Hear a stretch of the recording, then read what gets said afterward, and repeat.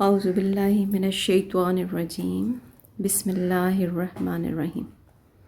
قرآن پاک کا ترجمہ سیکھنے کے لیے ہم قرآن پاک کی سب سے پہلی سورت سورہ فاتحہ سے آغاز کرتے ہیں۔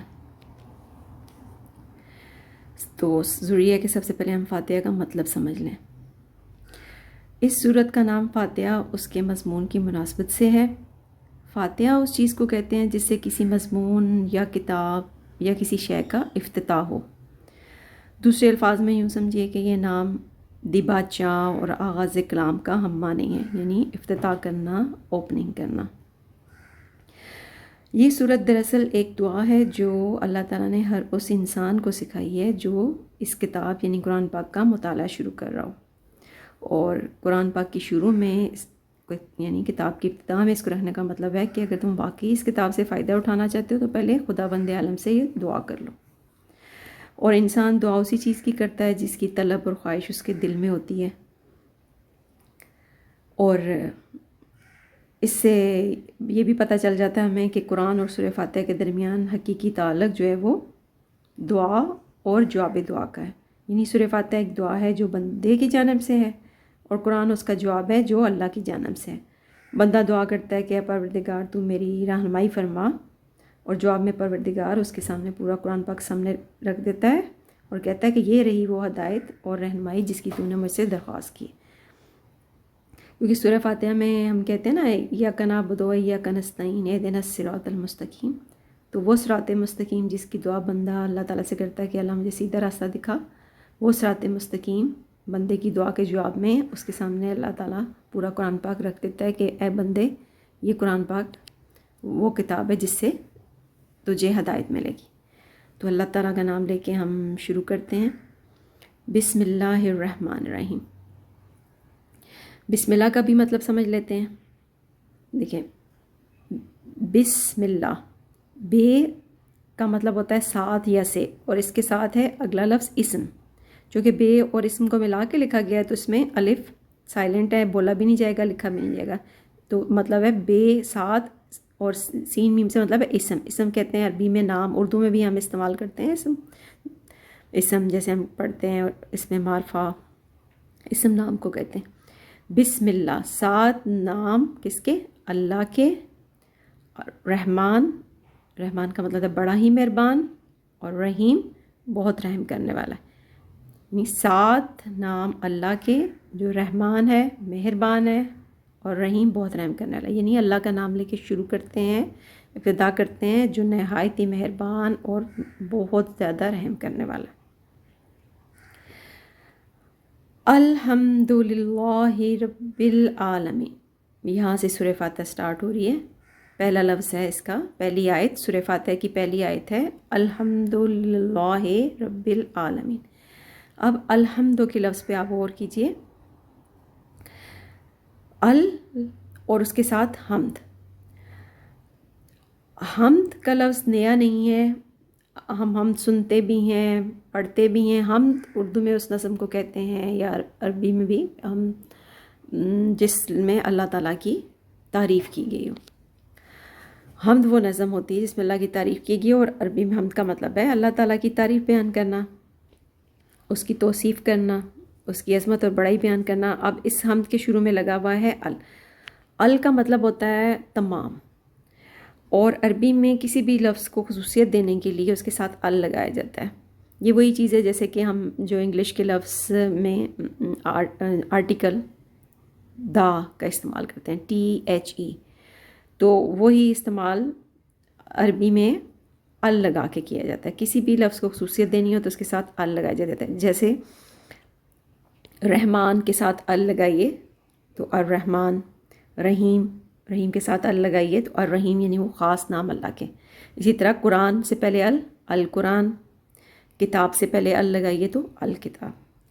تو الحمد تمام تعریف، ہر قسم کی تعریف۔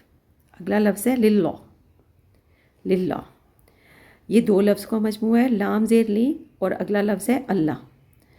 لام زیر لی کا مطلب ہوتا ہے لیے یا کے لیے، اور اگلا لفظ اللہ، ملا کے لکھا گیا ان کو۔ جیسے بسم اللہ میں آپ نے دیکھا نا، بے اور اسم کو ساتھ ملایا تو بسم اللہ۔ اسی طرح لام زیر لی اور ساتھ اللہ. تو للہ کا مطلب ہے اللہ کے لیے. للہ کا لفظ آپ روزمرہ اردو میں بھی بولتے ہیں، جیسے نا للہ میری مدد کیجیے، یا فی سبیل اللہ کا لفظ بولتے ہیں تو مطلب ہوتا ہے اللہ کے لیے.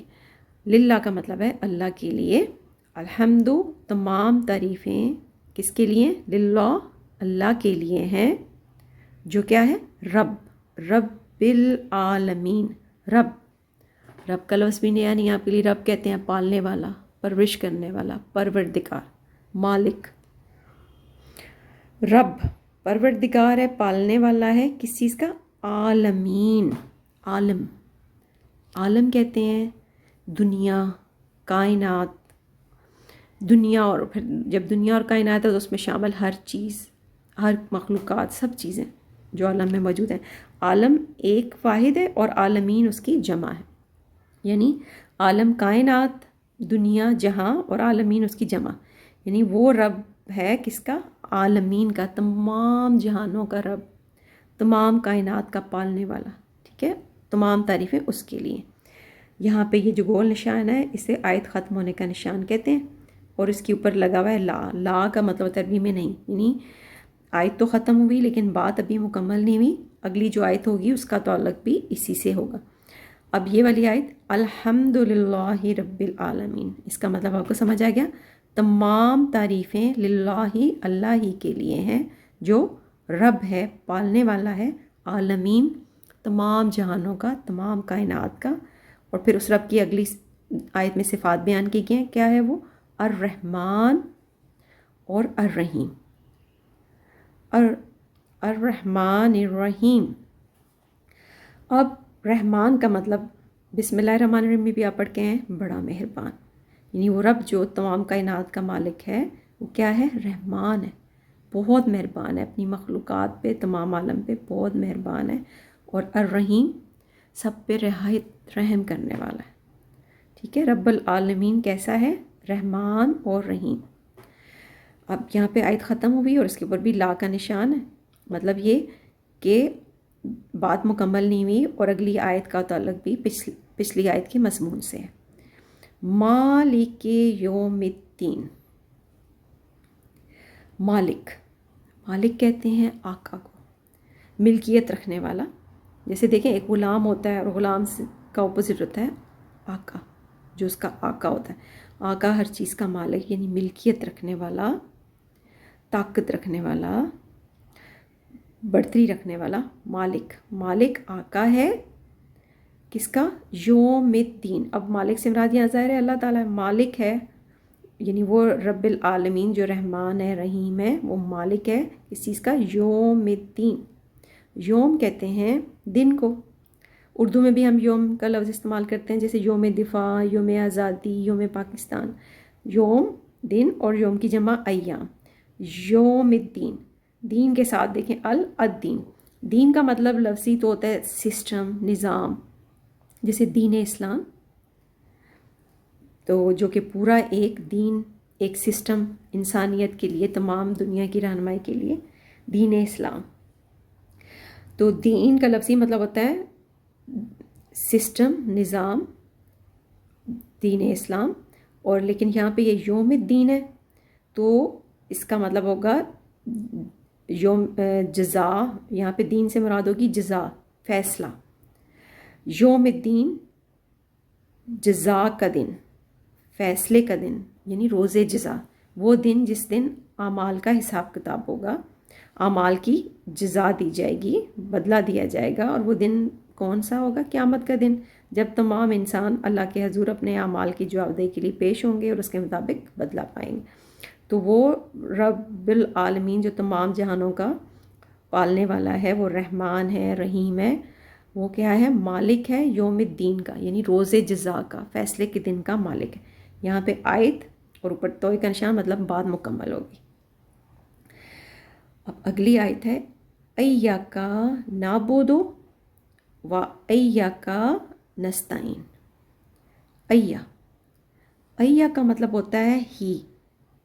جیسے بولتے ہیں نا تم ہی، وہی، یہی.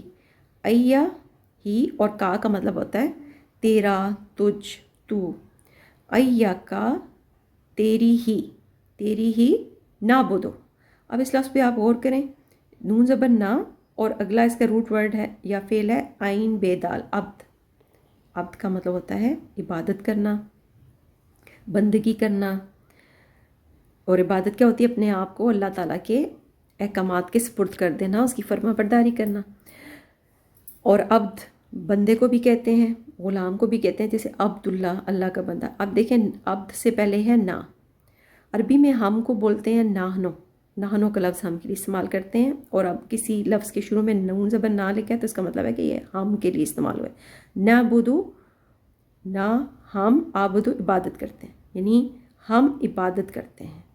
ایا کا مطلب بتایا ہی, کا مین تیری, نامین ہم, اور عبد عبادت کے لیے. تیری ہی نعبدو, ہم عبادت کرتے ہیں. ٹھیک ہو گیا. وا ایاکا نستعین, واو کا لفظ کا مطلب ہے اور. اردو میں بھی ہم بعض اوقات اور کی بجائے واو کا لفظ استعمال کرتے ہیں, جیسے ہم کہتے ہیں نا زمین و آسمان, زمین و آسمان, قلم و دعات, مرد و عورت, تو ہم اور کی بجائے واو کا استعمال کر لیتے ہیں. واو کا مطلب ہوتا ہے اور. اب ایا کا یہ لفظ پیچھے بھی آیا, ریپیٹ ہوا, ایا ہی, اور کامین تجھ یا تیرا. ایا کا تجھ ہی سے, نستعین. اب دیکھیں یہ بھی دو مطلب, استعین فعل ہے, روٹ ورڈ ہے, اور اس کے شروع میں لگا ہوا ہے نا. نا کا مطلب وہی جو آپ نے نعبدو میں دیکھا, نا کا مطلب ہے ہم, اور ورڈ ہے یہ استعین. استعین کا مطلب ہوتا ہے مدد چاہنا, مدد مانگنا, درخواست کرنا. نستعین, نامین ہم, استعین مدد چاہتے ہیں, یعنی مدد مانگتے ہیں, سوال کرتے ہیں, درخواست کرتے ہیں. کس سے؟ اللہ سے. وا اور ایا کا تجھ ہی سے, نامین ہم, استعین مدد چاہتے ہیں, یعنی اے اللہ ہم تیری ہی عبادت کرتے ہیں اور تجھ ہی سے مدد چاہتے ہیں. آیت ختم ہونے کا نشان, یہ گول نشان آیت ختم ہونے کا, بات مکمل ہوگی. اب اگلی آیت ہے اہدنا الصراط المستقیم. اہدنا, اب اس لفظ پہ آپ غور کیجئے. لفظ کے شروع میں ہے الف زیر اے, اور اس کا روٹ ورڈ یا فعل ہے ہدا. ہدا کا مطلب ہے ہدایت, یعنی ہدایت. اور نون زبر نا کا مطلب ہے ہم, جیسے ابھی آپ نے پڑھا نا نستعین کے شروع میں نا لگا ہوا ہے, یہ وہی نا ہے, لیکن چونکہ وہاں وہ لفظ کے شروع میں آیا تو اس کے اوپر نون زبر نا, اور اب یہ لفظ کے آخر میں تو نون زبر الف نا, تو اس کا مطلب بھی وہی ہے, ہم یا ہمارا. اور اس میں جو فعل ہے ہدایت ہے, روٹ ورڈ جو ہے وہ ہدایت ہے, اور اس سے پہلے الف زیر اے. تو عربی میں جب فعل امر بنانا ہوتا ہے تو وہ لفظ سے پہلے یا فعل سے پہلے الف زیر اے کا استعمال ہوتا ہے, تو وہ فعل امر بن جاتا ہے. یعنی ہم اب کہہ رہے ہیں کہ اللہ تو ہمیں ہدایت دے, تو اس لفظ سے الف زیر اے سے پتہ چلتا ہے کہ یہ فعل امر ہے. الف زیر اے, ٹھیک ہے نا, دال زیر دی, نون زبر نا. اہدنا, اہدی تو ہدایت دے. اہدی کا مطلب ہے اے اللہ تو ہدایت دے, کسے؟ نامین ہمیں. اہدی تو ہدایت دے, روٹ ورڈ ہے اس کا ہدایت, اور نامین ہمیں. اے اللہ تو ہمیں ہدایت دے کس چیز کی؟ صراط المستقیم, صراط المستقیم. صراط کہتے ہیں راستے کو, راستہ, راہ, اور مستقیم ہے بالکل سیدھا. اس راستے کی ہدایت دے جو کیا ہے بالکل سیدھا, یعنی بندہ اللہ سے دعا مانگ رہا ہے کہ اللہ تعالیٰ مجھے ہدایت دے سیدھے راستے پہ چلنے کی. اہدی تو ہدایت دے, نامین ہمیں, صراط راستہ, مستقیم جو بالکل سیدھا. دیکھیں صراط کا مطلب راستہ, اور مستقیم بالکل سیدھا. بندہ اللہ سے دعا کر رہا ہے اہدنا تو ہمیں ہدایت دے, صراط المستقیم, سیدھے راستے کی. صراط راستہ اور مستقیم بالکل سیدھا. آیت کے اوپر گول نشان, اور لا کا مطلب نہیں, یعنی بات ابھی پوری نہیں ہوئی. اگلی آیت کا تعلق بھی پچھلے ہی مضمون سے. اہدنا الصراط المستقیم, اے اللہ تو ہمیں صراط مستقیم پہ چلا, سیدھے راستے پہ چلا, ہدایت دے. اہدنا تو ہمیں ہدایت دے صراط مستقیم کی, سیدھے راستے کی. اب وہ راستہ جس پہ چلنے کی دعا کی جا رہی ہے, صراط, وہ کون سا راستہ ہے یہ اگلی آیت سے پتہ چلے گا. صراط الذین انعمت علیہم. صراط, صراط کا مطلب ہے راستہ, ابھی پچھلی آیت میں پڑھ لیا آپ نے. اگلا لفظ ہے الذین. الذین کا مطلب ہوتا ہے لوگ یا لوگوں, اس کا واحد ہوتا ہے الذی, ٹھیک ہے. الذین بہت دفعہ قرآن پاک میں ریپیٹ ہوگا، اس کا مطلب آپ سمجھ لیں الذین لوگوں کے لیے استعمال ہے، الذین لوگوں کے لیے جمع کا ہے صیغہ. صراط راستہ، الذین لوگوں کا، یعنی اللہ سے جب ہم ہدایت مانگ رہے ہیں تو ہمیں سیدھے راستے پہ چلاؤ، تو وہ راستہ کون سا ہے؟ وہ اللہ نے ہمیں بتا دیا اس آیت میں کہ وہ راستہ ان لوگوں کا ہے، صراط راستہ ان لوگوں کا. انعمتا، انعمتا کے لفظ پہ غور کریں تو اگر صرف آپ الف سے اگلے لفظ پہ دیکھیں تو آپ کو لگے گا کہ یہ نعمت ہے، ٹھیک ہے نا. اور نعمت کا لفظ ہم اردو میں بھی عام طور پہ بولتے ہیں نعمتیں، تو لیکن اس میں یہ جو نعمت کا لفظ ہوتا ہے نا یہ واحد ہوتا ہے. اب یہاں پہ اصل جو لفظ ہے وہ ہے انم، اصل جو لفظ ہے انم ہے. انم نعمت کی جمع ہے، ٹھیک ہے. نعمت ایک ہوتی ہے اور انم اس کی جمع، نعمتوں کی جمع انم. انم نعمتیں یا انعام کو کہتے ہیں، ٹھیک ہے. اور تا زبر تا کا مطلب ہے تو. انم نعمتیں بخشی، انعام بخشا، تامین تو نے، یعنی ان لوگوں کا راستہ، صراط راستہ الذین ان لوگوں کا، انم انعام بخشا، نعمتیں نازل کی کس نے؟ تا تو نے، یعنی اے اللہ تعالیٰ ان لوگ کے راستے پہ چلانا جن پہ تو نے اپنی نعمتیں نازل کیں، جنہیں تو نے انعام بخشا. ٹھیک ہو گیا. علیہم، اب یہ علیہم دو لفظوں کا مجموعہ ہے، ایک علا اور ایک ہم. علا کا مطلب ہوتا ہے پر یا اوپر، اور ہم مین ان لوگوں کا، یعنی اب یہ جو اللہ زین ہے نا لوگوں کا مطلب ہے، تو اس کے لیے اب یہ دیکھیں ہم سے مراد ہے ان لوگوں کا، ان لوگوں پر. علا پر اوپر، اور ہم مین ان لوگوں پر. یعنی جو ہم صراط مستقیم کی دعا مانگ رہے ہیں نا تو وہ راستہ کون سا ہے؟ صراط راستہ الذین ان لوگوں کا، انم انعام نازل کیا، نعمتیں بخشیں. انم جمع ہے نعمت کی، تامین تو نے نعمتیں بخشیں، علا پر اور ہم ان پر، یعنی علیہم کا مطلب ہو گیا ان پر، ان لوگوں پر، یعنی ان لوگوں کے راستے پہ چلا جن لوگوں پر تو نے اپنا انعام نازل کیا، جن لوگوں کو تو نے نعمتیں بخشیں. غیر المغضوب علیہم ولا الضالین. غیر کا مطلب ہوتا ہے نہ. اردو میں بھی ہم غیر بعض لفظوں سے پہلے غیر کا لفظ استعمال کرتے ہیں نا، جیسے غیر حاضر، غیر حقیقی، غیر اہم، غیر ضروری. تو جیسے اب ضروری سے پہلے غیر لگا تو مطلب جو ضروری نہیں، غیر اہم جو اہم نہیں، غیر حاضر جو حاضر نہیں. تو غیر کا مطلب ہوا نہ. مغضوب، اب اس کا روٹ ورڈ ہے غضب. غضب، غیظ و غضب، غصہ. تو مغضوب وہ لوگ ہوتے ہیں جن کے اوپر اللہ کا غضب نازل ہوا ہو، قہر نازل ہوا ہو، جن سے اللہ ناراض ہوا ہو. مغضوب، ٹھیک ہے. اس کا روٹ ورڈ ہے غضب، اور مغضوب وہ لوگ جن پہ غضب نازل ہوا.